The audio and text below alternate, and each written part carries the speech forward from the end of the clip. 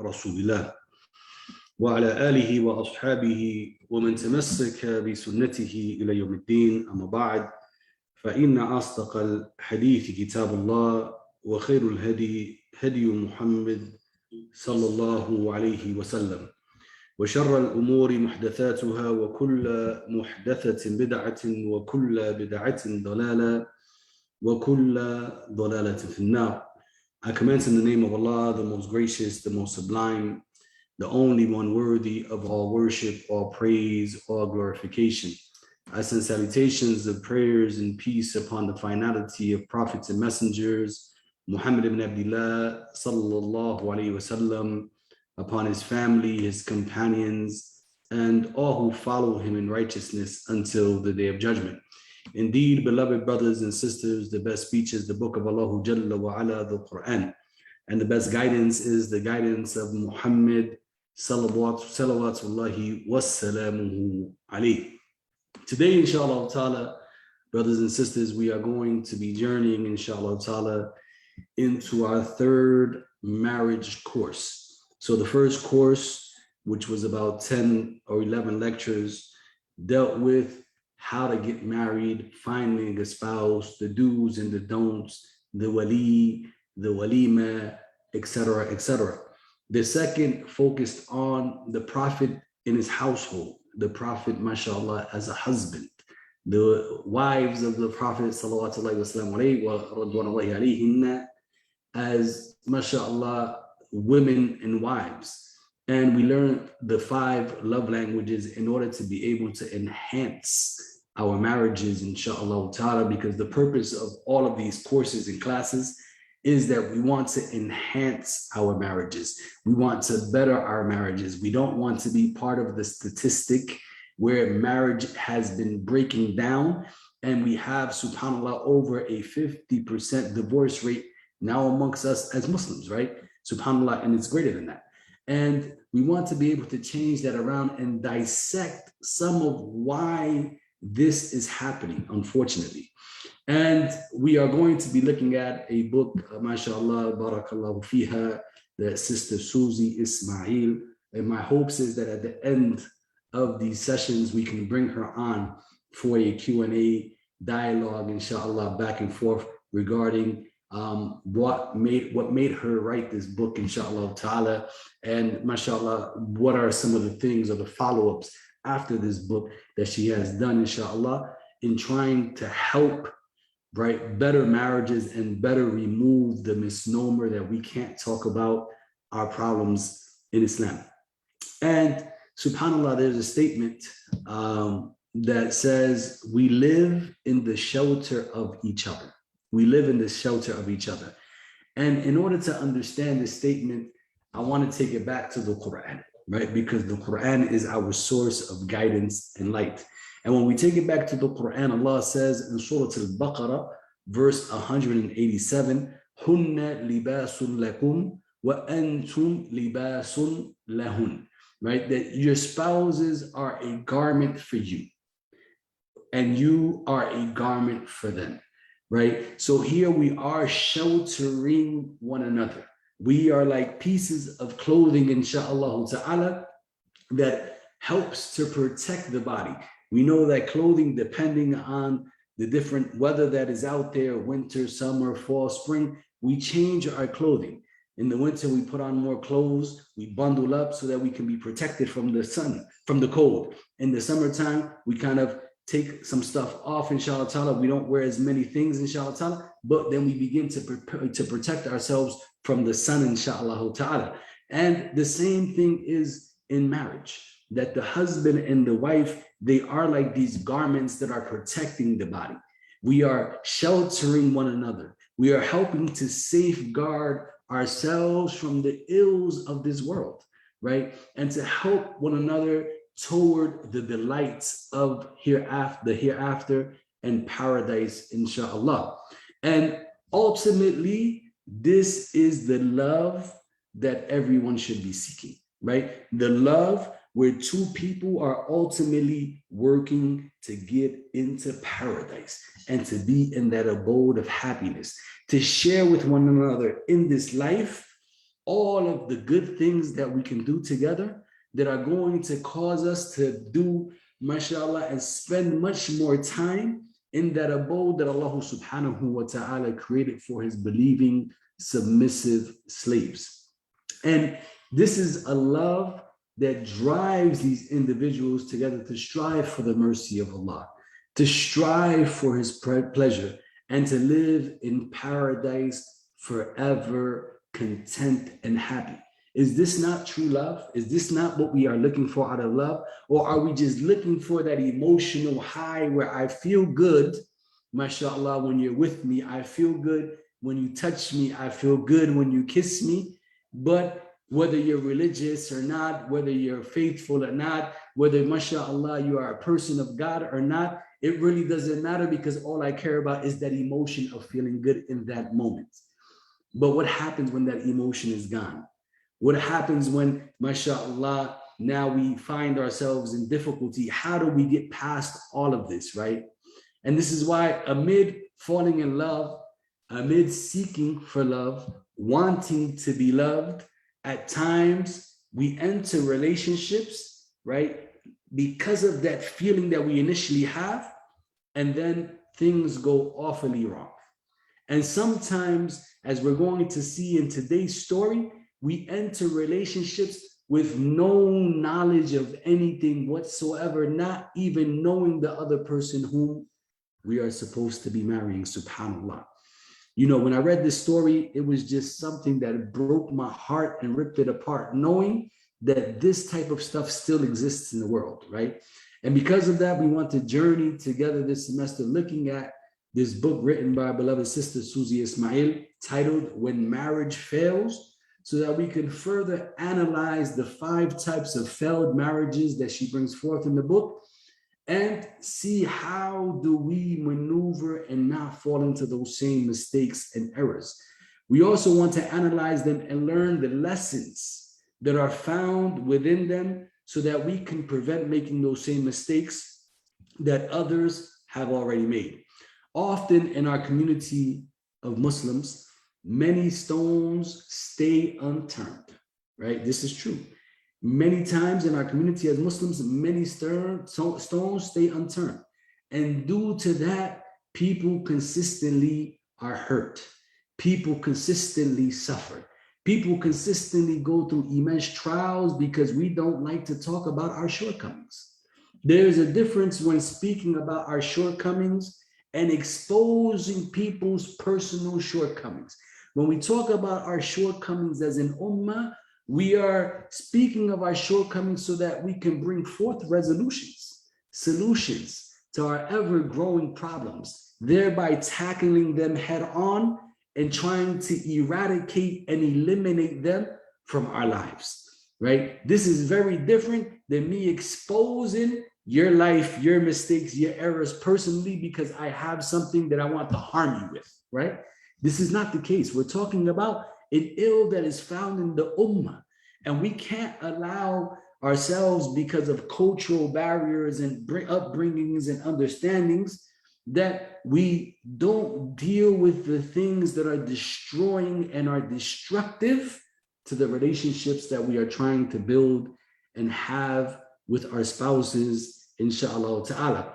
And this is why it is necessary for the successful growth of our communities that we analyze these things, and more important, for the successful growth of our families, inshallah ta'ala, because in many instances, we're not just talking about husband and wife, but we're talking about children who are also affected by what happens between that husband and wife. The broken home syndrome is something very real. I can tell you, brothers and sisters, I've lived it. You know, my mom and my dad broke up when I was 10 years old. That was destructive to my life. It was destructive to my childhood. Alhamdulillah, Allah gave me faith and taught me how to maneuver through these different things eventually in life. But it is very real, inshallah ta'ala, and it is why we don't want to pass on those same negative traits or make or allow our children to go through those same negative things, inshallah ta'ala. So Sister Susie, she opens up her book with a very important verse, and we took this in the previous classes and courses, inshallah ta'ala, and it is used most of the time when 2 people get married. And it is the verse where Allah states in Surah Al-Rum, chapter 30, verse 21, وَمِنْ آيَاتِ أَنْ خَلَقَ لَكُم مِّنْ أَنفُسِكُمْ أَزْوَاجًا لِتَسْكُنُوا إِلَيْهَا وَجَعَلَ بَيْنَكُم مَّوَدَّةً وَرَحْمَةً إِنَّ فِي ذَلِكَ لَآيَاتٍ لِقَوْمٍ يَتَفَكَّرُونَ. He says, and one of his signs is that he created for you from among yourselves spouses, so that you may find comfort in them. And he has placed between you mercy and compassion. Surely in this are signs for people who reflect and think. In this beautiful verse, Allah gives us a main purpose for marriage. He states that he created for you spouses so that you have someone to reside with, you have someone to talk to, you have someone to spend time with, right? None of this, he didn't give you a spouse so that you can abuse and hurt them. That wasn't the purpose. It's not in the Quran. He didn't say, I gave you a spouse so that when you feel bad, you can hurt them. No. He says, I gave you a spouse so that you can live with them in comfort and tranquility. Find mercy, subhana rabbil azim, right? And that he placed this mawadda and this rahmah, this mercy and this compassion between you two, right? And that it is a sign for those who ponder and reflect. Marriages can only succeed, brothers and sisters, with people who are willing to be reflective on where they are with their Lord first, then their faith, their spouse, and their family, right? You have to be able to reflect on these important things in your life. Your creator, your faith, Islam, which includes your Prophet Muhammad sallallahu alaihi wasallam, your spouse, the one who you have committed to, and then your children who also have a commitment to you, should have a commitment to you, right? SubhanAllah, you should have a commitment to them. And the most important of those relationships, first and foremost, is the relationship we have with our Lord, because it is what guides or what should guide our behaviors and interactions with one another. We choose ultimately what type of relationships we want to have. And if we want to live in tranquility, in compassion, and with mercy, right? This is a choice that each and everyone has the ability to make. Right? We can achieve these things if we want them. They are not specific for some and not for others. Allah didn't say that it was for these people and not those. Allah says that this is what he has placed between spouses. This is general, is am, right? SubhanAllah. And those who don't find it really need to look at either their choices of partners, right? You either haven't found it because you chose a partner that it doesn't exist within them, or you need to look at yourself because maybe it doesn't exist within you. And you have to be honest with you, right? SubhanAllah. Maybe I'm the problem. Maybe I'm not, right? SubhanAllah. But these are conversations and reflections that need to take place. Now we'll move into the first part of the story that she brings, and it's about abuse and power struggle. And he said, today, we're going to look at the story from the perspective of the wife. Next week, we'll look at the story from the perspective of the husband, and then the commentary that is made regarding the story. And we'll begin to dissect it week by week, inshallah ta'ala, in order to extract some benefits from it.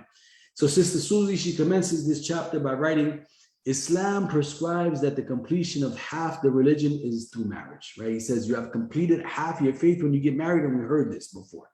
Yet in a perfect religion, the perfect union is not always one that is conceived.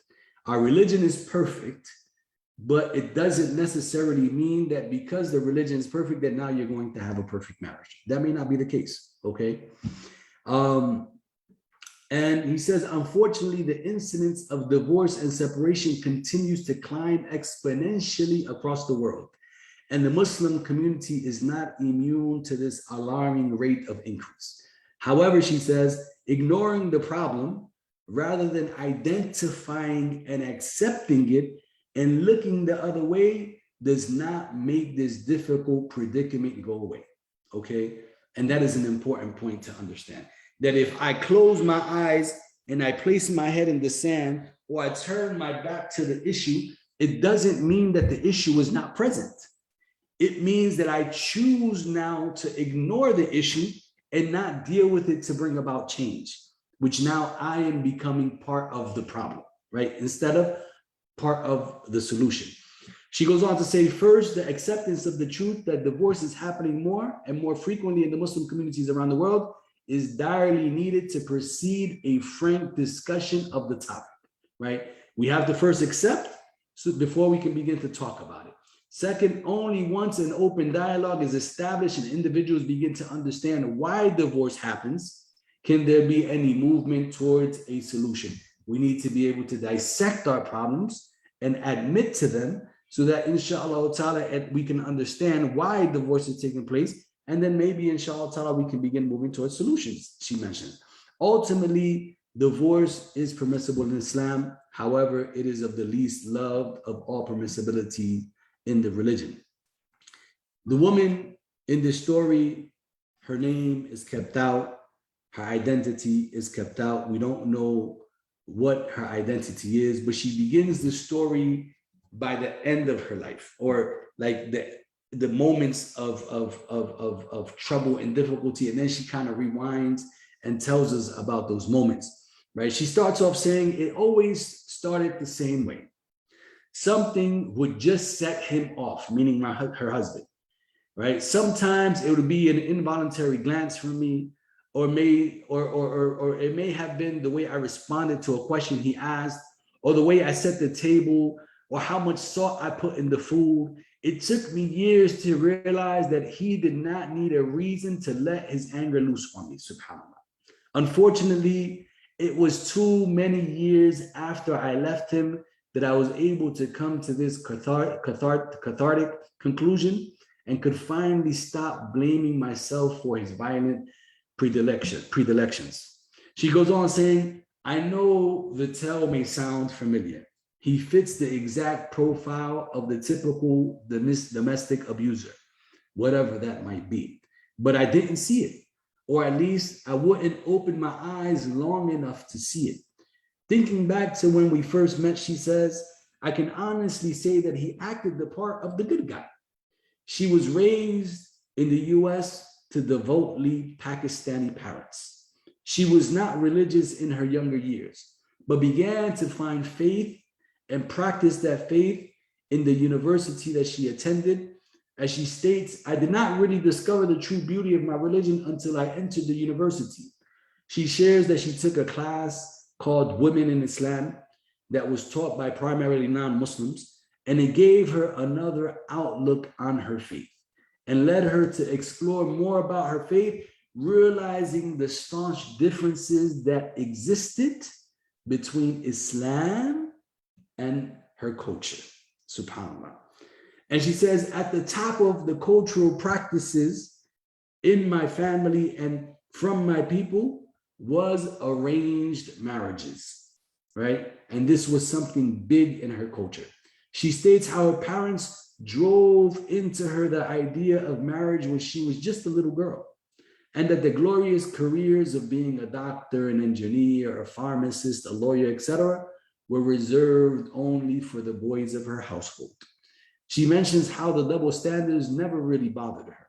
She says she figured that she would always marry a doctor like her father, live in a 3,500 square foot home, mini mansion in the suburbs somewhere where she can cook biryani and fry her perfect little samosas in her kitchen that she would be living in. And she said that once the truth came about, what the girls in college, he says, once the truth came about regarding what the girls in college were actually doing, that many parents, and here she's referring to the Pakistani parents, began sending their daughters back overseas to Pakistan to get married, okay? So the girls obviously were out of pocket in college a little bit, and because of this, they were being sent back to Pakistan. She ended up being one of these girls, especially after her father felt pressure placed on him by friends who began bragging about marrying their daughters off who were 2 years younger than her.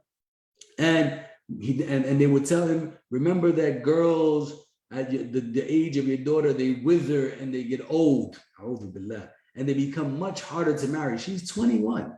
What are you talking about? Withering and getting old, subhanAllah, and being hard to marry. Allahu Akbar. She mentions how she didn't wear hijab during this period, but would dress very modestly.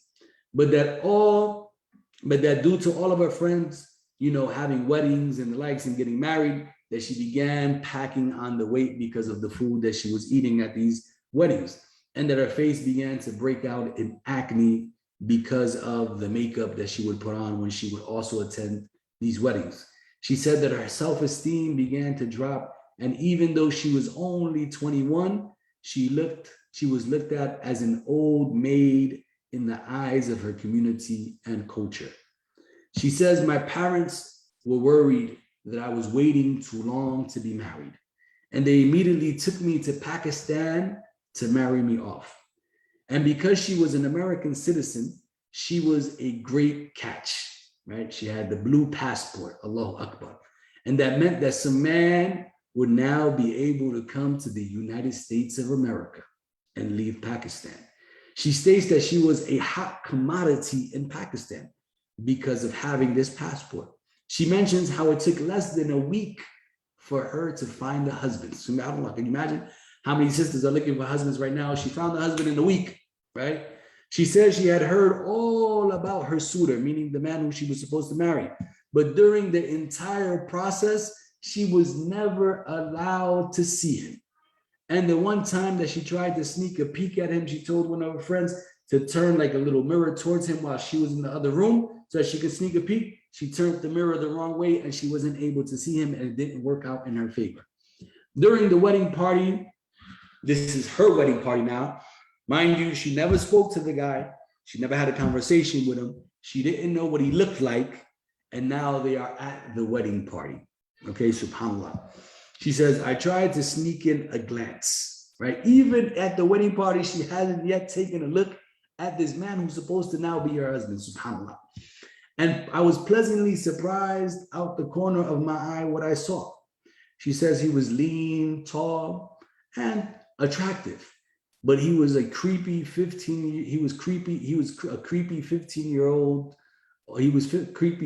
years older than I was, or something around that. She then thought about the Prophet and Khadija radiallahu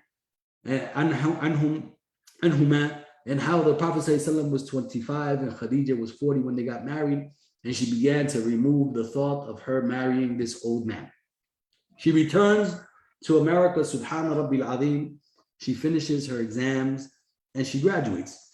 And by the time her physician husband, because he was a doctor back in Pakistan, arrives in America, they move in together, right? She mentions how she naively thought that they would move into that suburban neighborhood once he arrived, as she initially got them a place in the hood because that was all that she can afford with the money that was sent to her. She said that when they went to pick him up from the airport, that she was surprised and shocked. She said his hair was disheveled. His beard needed a trim. He had a terrible odor to him. And that this wasn't something that she saw on the night of her marriage to this man. He was tall, slim, good looking, smelt good. Now he arrives here in America. He's disheveled. His beard is not, properly taken care of, and he has an odor, subhanAllah. She says that when they got home, it was to the point where I couldn't stand the odor. She says, so I tried to tell him in Urdu where the bathroom was. And he took my message, unfortunately, the wrong way and interpreted it differently than what I intended, and completely misunderstood me. And all of a sudden, I found myself pinned underneath this man, gasping for clean air for a total of 3 minutes as he fulfilled his passions, and his passions were utterly spent. A'udhu billah. Only after that did he walk to the shower silently. I was confused, she says, about this interaction, which seemed like nothing I read about in novels or seen in movies. After showering, he comes back out of the shower smelling exactly as he went in, right? Subhanallah. And I had to hold back from gagging. Subhanallah Rabbil Azim. He looked at the food I prepared for him and he pushed it away and pointed at his feet, meaning that he wanted me to massage his feet. And I began to feel that we were not heading down the path of an Islamic marriage. Allahu Akbar. She said a month passed by and he was finding it difficult to get his medical degree because he had to retake exams, fellowships, residencies, and the likes. He didn't like me working, she stated, so I had to stay home, and he took a job as a busboy. And he slowly began to withdraw from the society, and he began to withdraw me from the society. And soon enough, I no longer saw my friends. I no longer saw my family, and the relationship with my mother was strained and even ruined. Allahumma musta'an. He eventually stopped praying and listening to Quran. Allahu Akbar. 3 months after being married was the first time that he hit me. Her brother had given her some money and she went to spend it on herself. She began to tell him about her trip in the mall and the blouse that she bought and some complaints I had about money, she said, and about the apartment we were living in. He says, before I could realize it, his hand was connecting to my jaw, to my stomach, and my face. And the only time he stopped hitting me was when I ended up vomiting on his face, as my screams would not even cause him to cease hitting me. A'udhu billahi min sharri shaitan. He then carried her mangled body to the shower. I want you, brothers and sisters, to picture this. This is a true story, okay? This isn't a fairy tale. This is true. He carried her mangled body to the shower, and he bathed her with tenderness and softness, as she never perceived from him prior to that moment. He cried, he apologized for what he did, and she obviously forgave him. SubhanAllah. And she began to blame herself, thinking that maybe it was something that she had done and caused him to beat her, SubhanAllah. She avoided her parents until her bruises healed. He was good for some time and tried to make up for it by buying flowers and treating her well for the next 3 or so weeks. She went on to state how she grew apart from her parents in order to please him. She was looking to hold on to the tenderness he showed after beating her, subhanAllah, right? She's looking for this man who now was so soft and kind to her after he beat it and pummeled her, right? SubhanAllah. And she wanted to make him happy. Barely 2 months passed before the next beating took place. He pulled her hair from the roots, tore her clothes off in a violent fury, and she suffered a concussion from her head being smashed into the wall. The excuses I kept coming as I kept making excuses for him with the periodic and frequent beating he gave me with intensity. SubhanAllah. For almost 3 years, she said, I hid behind closed doors in the ramshackle apartment. He said, I kept the house spotless. My cooking improved. I tried to answer his every beck and call, yet things were never enough for him. She stated that the year after their anniversary, he gave her another beating for going to the supermarket. And soon after, she went to the doctor's office and found out that she was pregnant. And the doctor who she saw paid no attention to her, where he wasn't able to see that she was an abused and battered wife. She said, after that, I tried not to anger him during my pregnancy until one day when I was around 7 months pregnant, she asked him to touch her belly because the baby was moving around. And he got so happy when he felt the baby moving and he yelled, oh, my son will be strong like me. She said, suddenly something snapped within me. And I didn't want my child to be strong like him. I didn't want my child to be capable of the violence that his father rained down upon me. She shoved his hand away and shouted, this is my baby girl. She will not have your horrible temper or your mean ways. She said that was all it took to set him off. He flung her into the window, shattering the glass, and began to beat her as she felt the blood running down her face and down her legs. Allahu musta'an. She said it was the first time that she screamed unabashedly. First time she screamed out for help. The neighbors heard her scream and they called the ambulance. And she was rushed to the hospital where she lost her baby. And the police took him away. She said, 10 years after burying my daughter, I am still hurting emotionally. Even though my physical scars have healed, my emotional scars have not. She mentions how the slightest bad odor she smells reminds her of him. She is still plagued with nightmares of the beatings that he would give her. She ends by praying for all abused Muslim women in abused marriages. And she says, a marriage built on abuse and power struggle is not a Muslim marriage. And getting out in many instances is the only real way to survive. She said, a marriage built on abuse and power struggles is not a Muslim marriage. And getting out in many instances is the only real way to survive, because this man almost killed her.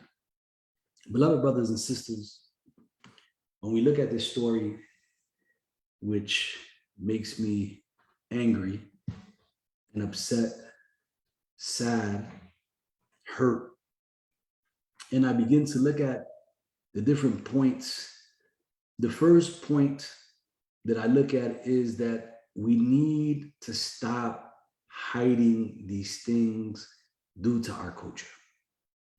All of that you're going to destroy our family name, the hell with your family name, okay? The heck with your family name. I couldn't care about your family name when people are being abused and mistreated in this manner. Divorce, of course, is something disliked, but nonetheless, it is permissible, especially in cases like this. In cases like this, it becomes necessary, right? And sometimes obligatory to divorce because you're trying to save the life of an individual who's being abused. We need to remember that the less we discuss these types of relationships or these relationship failures in our ummah, the least we will be able to repair and fix the mistakes. Hiding it does more harm than benefit, brothers and sisters. We cannot continue to sweep things under the rug because we think our religion is going to look bad, or we think our people are going to look bad, or our family. Forget about all of that. Our religion is perfect and pure. It's never going to look bad. If your family isn't going to look bad, then perhaps maybe they should look bad, especially if they're hiding and doing these types of things. The second, inshallah ta'ala, as I want to open the floor up, I got 10 points really quick. We need to really separate these staunch barriers of culture that go against the very fabric of Islam, okay? Stop thinking that these things are from our faith when they're not, especially the issue of arranged marriages, to the point that two people intended to get married did not even know one another, have never saw each other. How do you marry someone you've never saw at all? Someone you've never said a word to? How is it that that marriage is going to work? You can be marrying a psychopath like this woman was. As a father, how can you marry your daughter off to someone like that, right? And especially finding this person in a week. How much information as a parent could you have gained, inshallah ta'ala, about this man that you're about to give your daughter to? Number 3, women need to be encouraged to higher education. All of this that higher education is for the boys and not the girls is nonsense, okay? It is not just a place for the man, but it is a place where women need to be so that they can assure that they can take care of themselves and their children in the event of a bad marriage, just like this one, or the loss of a spouse. Because what are they going to do? They're going to go to welfare. They're going to go to the government. They're going to go somewhere else and depend on somebody else to take care of them. No, they need to be educated so that, inshallah, they can be empowered and be able to take care of themselves if need be, right? And we mentioned in the past that this shouldn't be a point of a power struggle that takes place in the house over wealth. If your husband can afford for you to stay home and you're okay with that, then inshallah, you can stay home and mashallah, be the wife at home and let your husband pay for the bills. If you are the woman who doesn't want to stay home, sister, you don't have to. You can inshallah find that person who will agree that inshallah ta'ala, he can have a wife that works. And if he says that's not what he wants, then you can move on until you find the one who does, right? And this is why talking and communicating and getting to know what this person looks for and what this person desires in his life and how he's going to maneuver the rest of his life that you're supposed to be included in is so important. Number 4, women are given the right to decide whom they want to marry, okay? It is their choice. They have the right to see that person, to speak with them, and ultimately to decide if they are the ones whom they want to marry. Anything outside of that is oppression, okay? Yes, your family can be oppressing you. It is injustice and it is incorrect, okay? Islamically speaking, she should be able to make that decision on her own and say, I want to marry Fulan or Fulan. Yes, as a parent, you can suggest, you can give your opinion, you can give your advice. At the end of the day, it is her choice. And she shouldn't be forced to marrying someone whom she does not want to marry, inshallah ta'ala. But homework needs to be done, as we've talked about in the past. Number 5, parents need not to pressure their children into marriage or out of marriage, right? Not into marriage or out of marriage, because we've seen both. They need to be the ones to choose, meaning the children, what they want to do. And our jobs as parents is to constantly advise with wisdom and love, thereby guiding our beloved children to hopefully making good choices for themselves and not for us. The person they're marrying is not for us, right? If they marry a person with status, that's not for us, because oftentimes it's marry the doctor so that our family, mashallah, can maintain status. Forget all that nonsense. Marry the person who's going to take care of you, love you, be faithful, and have a relationship with the Lord, inshallah ta'ala. Number 6, you don't need to marry people of status, but marrying people of faith is what is extremely important. Some may say, but Imam, we see other scholars and Imams doing the same thing. My response is, just because someone else has called them an Imam or called them a scholar does not mean that they are living according to scholarship or Islam.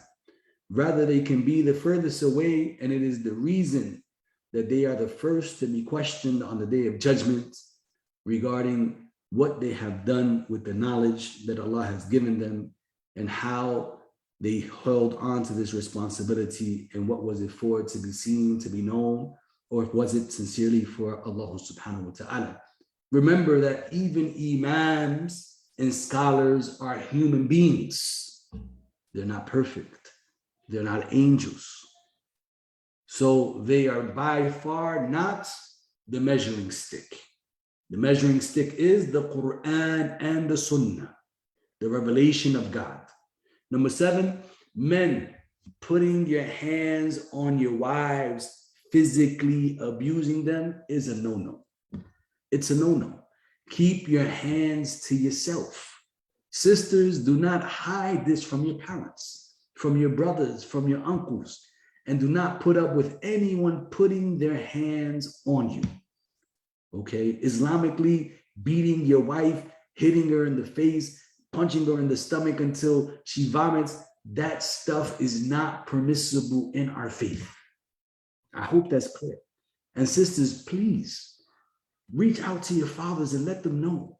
And if your fathers don't care what your husband is doing to you, وَالْعِيَاذُ بِاللَّهِ, may Allah, la samah Allah, I can't even imagine that if my daughter was to call me and tell me, Papi, my husband placed his hands on me and physically hurt me, I would say he better wish and hope that the police make it over to the house before I do. Because if they don't make it to the house before I do, Allahu musta'an, Allah knows best what's going to happen, right? Because that is my daughter who I'm going to protect with my life, subhanAllah. And putting your hands on her, it's a no. Okay? Sisters, call the police immediately when it happens. Don't let it linger. As soon as he, call the police. Don't fall for the, baby, I'm so sorry. I love you. Break down in tears, cry, buy flowers. Forget all that nonsense.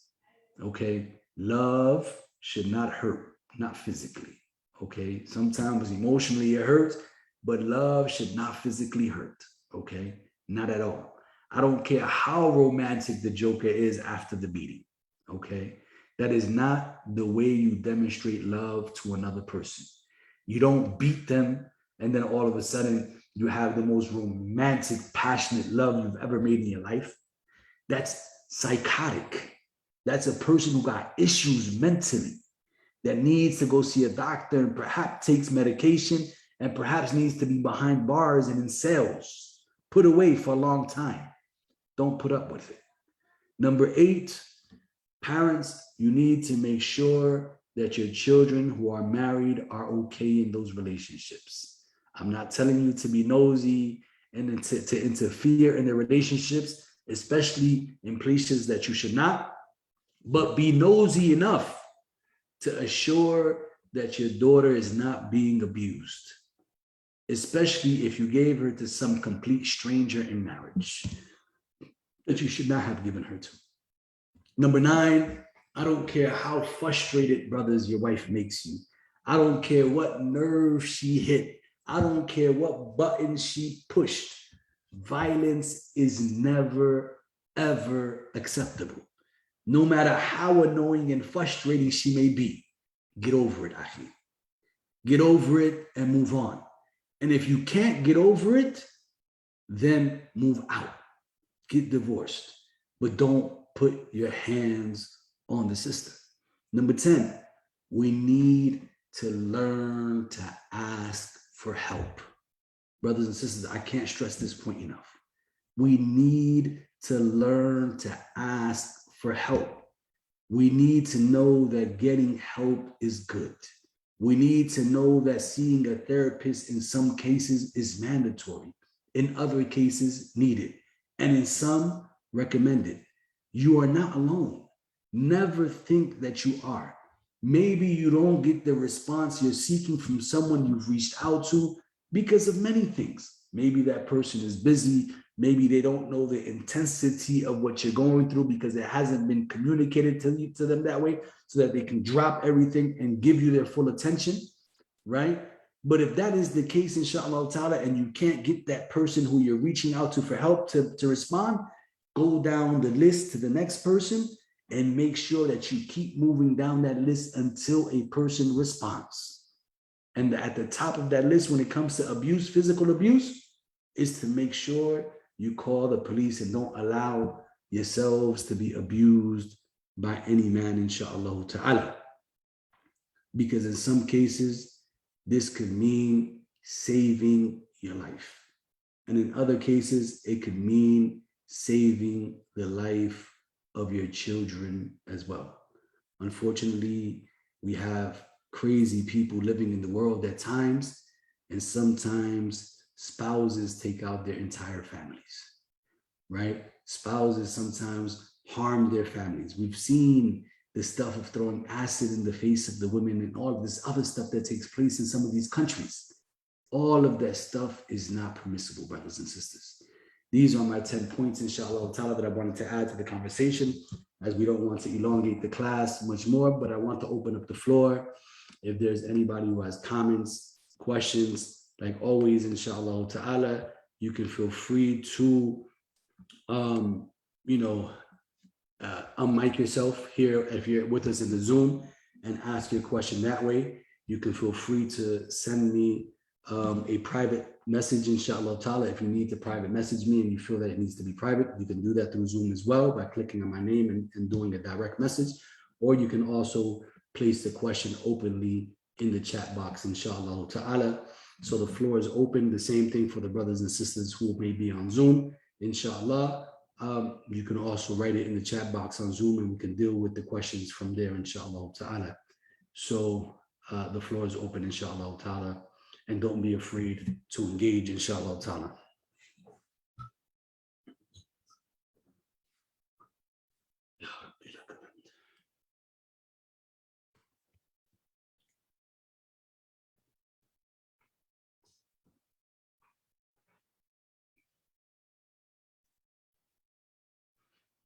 And I'll give it a moment just in case someone is typing, because I can't see if someone is typing or not, before I would know if there's any questions or any comments or any experiences that you may want to share, inshallah ta'ala, as well.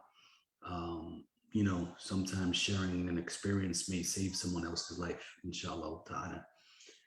So, inshallah. Let's see. I have here a direct message. Hold on. Bismillah. One of our sisters said, may Allah give all the sisters in an abusive marriage shifa and heal their pain. Ameen. May Allah not only give them shifa and heal their pain, but may Allah, inshallah ta'ala, remove them from that marriage, inshallah ta'ala, altogether and protect them from being harmed, or harmed any further, inshallah ta'ala. Ameen. We have a direct message that came in. What can we as an ummah do to help our fellow brothers and sisters to move forward, to move toward a mindset of caring less of what people think and more of what Allah thinks about their actions? You know, we have to honestly do things like this. We have to have dialogues. We have to have talk shows. We have to have, we have to put this on the radar more. We have to have people come forward and begin to talk about these things that may seem strange and odd and things that people don't want to talk about, inshallah ta'ala, because as you mentioned, inshallah, it doesn't matter what people think about me. What matters is what Allah thinks. And if Allah knows that I'm an abuser, I'm someone who is an oppressor, I'm someone who's physically harming my wife and my children, then inshallah ta'ala, that is worse than whatever the people know about me, because the people are not going to do anything to me at the end of the day, for the most part, right? I could probably end up in jail or whatever have you.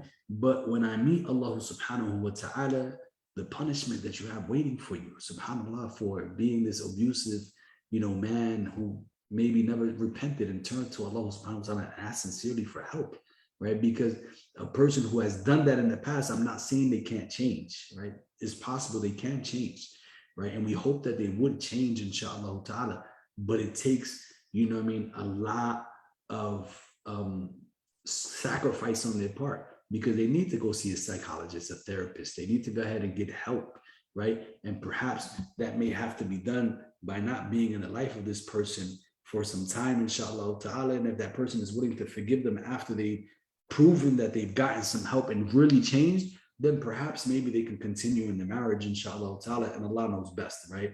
But sometimes, as she mentioned about her story, she says, I have nightmares. The emotional pain never goes away, subhanAllah, right? And she says, perhaps if I didn't end up in the hospital, I probably would have stayed with this man and continued taking the beatings, right?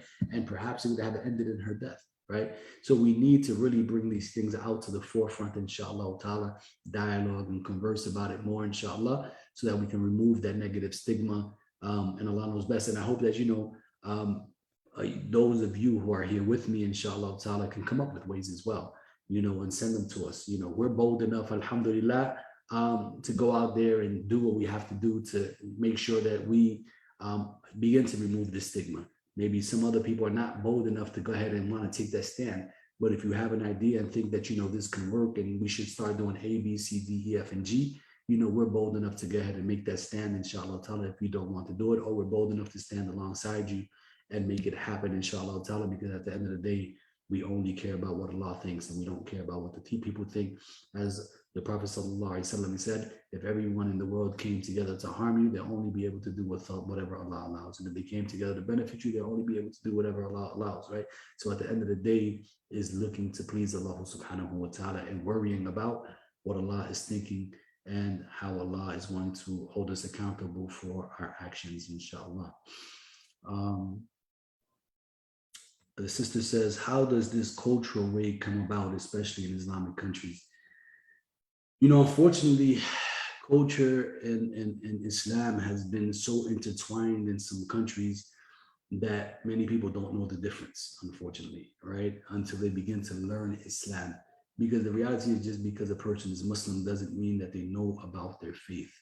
So because of that, these things happen culturally and they become norms. And then what you see is that in the media, we're portrayed as these evil, wicked, harmful people who beat their men who beat their women and abuse their women, throw acid in the face of women and girls, because of because of maybe a sin that they have did. Because the same thing takes place with the girls, that if they commit sin, the father feels so ashamed that his family name is going to be ruined that he decides to throw acid in the face of his daughter. Where is that found in Islam? Do you think that was going to guide her and straighten her out? Or sitting down and having a conversation with her. Listen, I remember the first time I came home drunk, right? This is before Islam. I remember the first time I came home drunk. My father found the bottle cap in my pocket, right? Because I was drunk. He found the bottle cap in my pocket because he was trying to help me. My father, the next day, didn't beat me.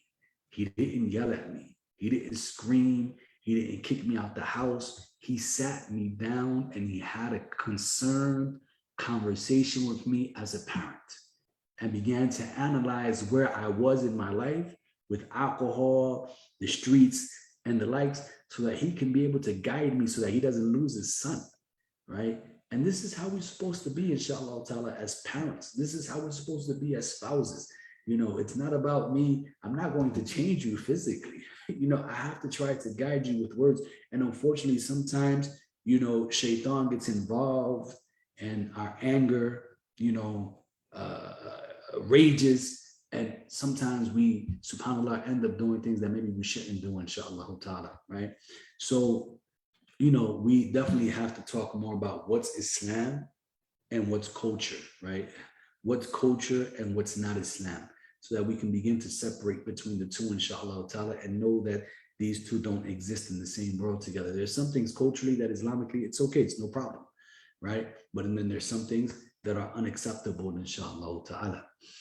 One of our other sisters said, is it not hard again after such a hard marriage to marry again, subhanAllah, and how to handle it, how to create new feelings, how to restart, how to have hope, etc. SubhanAllah.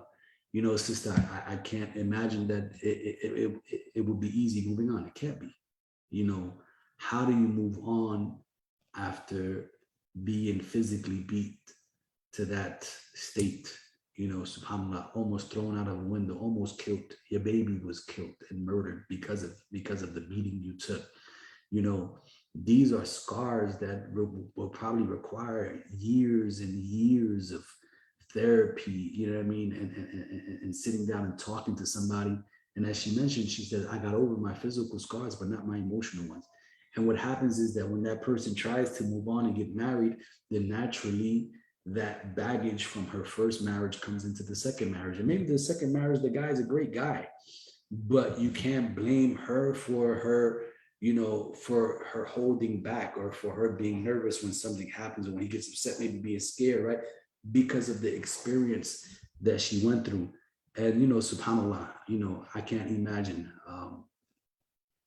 that how difficult it must be, someone wanting to find love and move on and not being able to because someone stole that from them, right? And that's what it is at the end of the day. Somebody stole that from them, unfortunately, right?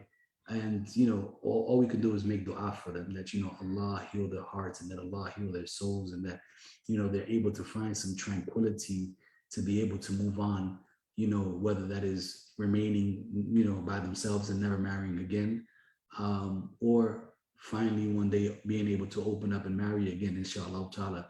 But it's going to take, sacrifice on their side, and it's going to take sacrifice on the new spouse's side. And I think those are things that if that person was going to get married a second time, I think that would have to be revealed, right?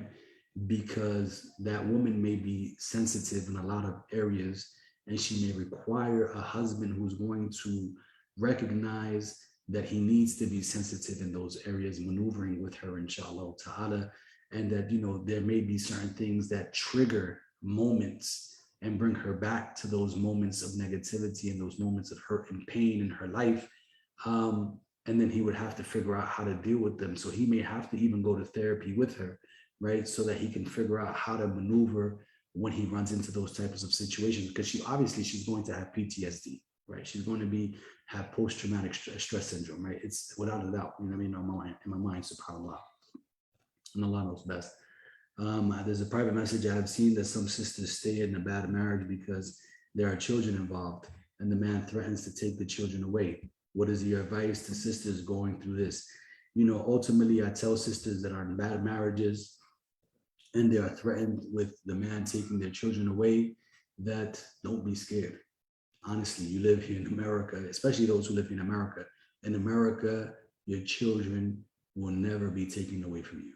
If you're not on crack, if you're not on drugs, if you're not an alcoholic, if you're not, subhanAllah, if you're not a woman who's running out in the streets, leaving your children home alone, it is difficult for a father to get custody of the child. You have to be a mother who has abandoned your children altogether.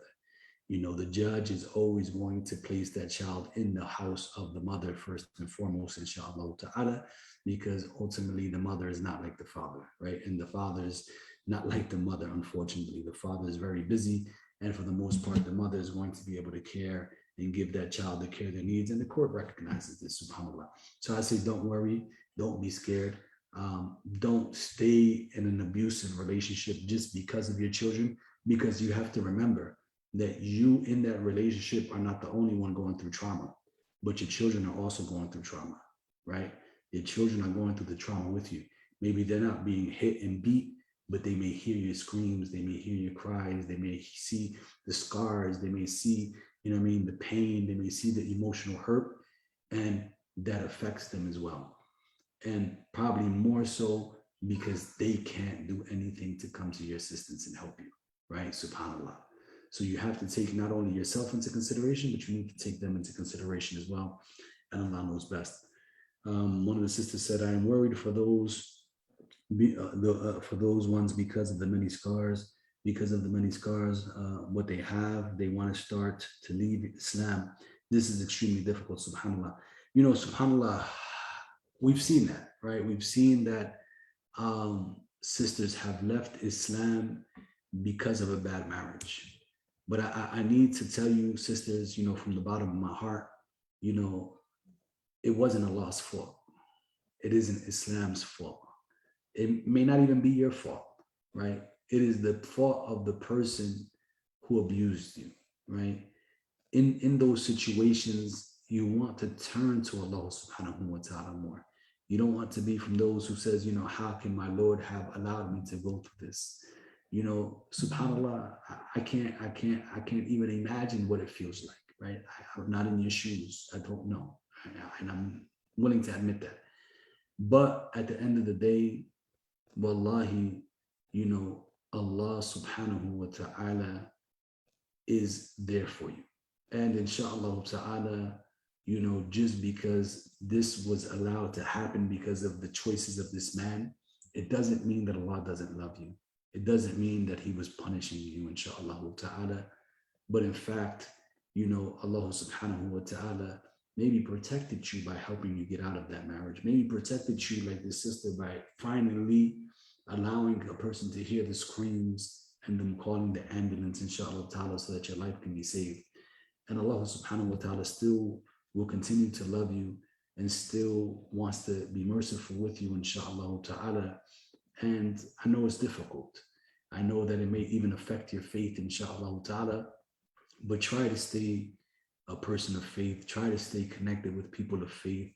Again, within that therapy that you may do, perhaps you may also have a session of spiritual therapy, so that inshallah ta'ala, the Imam and the psychologist together, they are trying to help repair all of the hurt, pain, and the struggle and the difficulty that you have gone through. And again, I can't imagine how difficult it is, and nor will I try to imagine how difficult it is, inshallah ta'ala. Only inshallah ta'ala. And this is why we pray, inshallah ta'ala, that Allah, continues to keep you all steadfast, whoever of you may be going through this. But know, again, if you are going through this, reach out for help. Call a hotline, call the police, go to the neighbor, go to your local mosque, inshallah ta'ala, call an imam you can trust, call up a sister to come pick you up. Don't stay in that situation, inshallah ta'ala, that is dangerous for your life, your health, and your faith. The last question, inshallah ta'ala, that we see here is that if she got married again but didn't want kids again, would it be haram to avoid having kids? So it's not haram to avoid having kids. What has to be done, though, inshallah ta'ala, is that has to be communicated with the person whom you're sitting with for marriage. And if they agree, if they both agree, both spouses, the man and the wife, or the soon-to-be man and wife, husband and wife, agree that they won't have children, inshallah ta'ala, then in that instance there is no problem with not having children. They can practice coitus interruptus. They can practice using condoms, and in some instances they can practice the man going and getting his tubes tied, because in many instances now, depending on where you get it done, the reversal rate is over 90% for the man, inshallah ta'ala, where you can continue to have kids. So they can talk about all of these different things, and if both agree, then it's okay for them not to have kids. It's not haram for you to say, I don't want kids anymore. It's perfectly fine if that is what you choose, inshallah ta'ala. And one of the sisters says, Jazakallahu khair for answering the questions. May Allah reward you. Wa iyak, sister. Wa iyak, and alhamdulillah, may Allah reward you as well and reward all of us, inshallah ta'ala. And my hopes is, again, inshallah ta'ala, is that, through this journeying together again, and if you have any suggestions, inshallah ta'ala, the one question that came in privately as to how we can effectively combat this stigma, this negative stigma of, not wanting to look bad in my family or ruin my family name, but at the same time, we're ruining people's lives.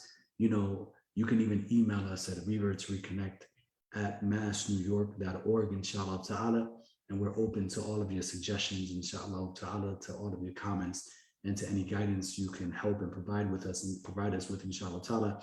One of my hopes is that at the end of these sessions, this course should be about 9-10 weeks, just with the stories that we're going to be going through and analyzing them. And then my hopes is, again, that we can bring Sister Susie in, inshallah ta'ala. I'm going to reach out to her possibly next week to see if I can lock her in from now, and then bring in maybe some therapists and some psychologists to also talk about this, inshallah ta'ala, so that we can kind of draw more awareness to these situations. And if there's something that you feel we should be addressing, please as well send it to us, inshallah ta'ala, and we will try our best to make sure that we address it and not shove it under the table or push it under the rug or dip our heads in the sand, inshallah ta'ala. May Allah bless you all. May Allah keep you all healthy. May Allah give you lives that are, that you find tranquility, solace, and peace in your marriages, inshallah ta'ala. And if you have a marriage that is unstable, inshallah ta'ala, to the point of abuse, then get out, inshallah ta'ala. Allah has allowed you to get out. As the Prophet said, as Allah says in the Quran, keep them in kindness or release them in kindness, right? Keep them in kindness or release them in kindness.